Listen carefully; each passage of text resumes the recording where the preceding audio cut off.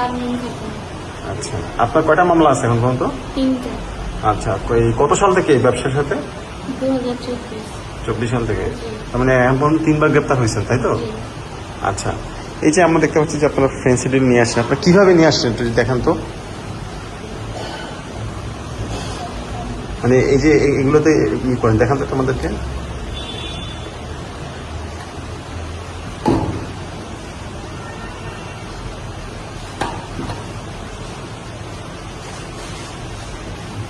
আচ্ছা আচ্ছা, তারপরে এটা কিভাবে আপনারা পরিধান করেন একটু দেখান তো।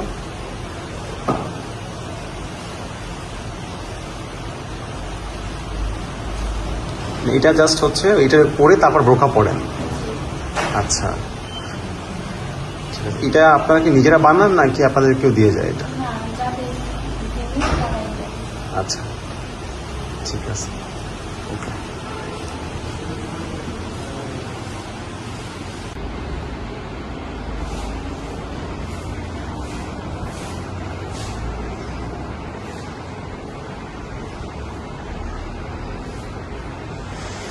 আপনার নাম কি? মোসাম্মদ শারমিন খাতুন। জোরে বলেন তো। মোসাম্মদ শারমিন খাতুন। বাড়ি কোথায়? চাঁপাইনবাবগঞ্জ। আচ্ছা, আপনি কতদিন ধরে ব্যবসা জড়িত বলেন?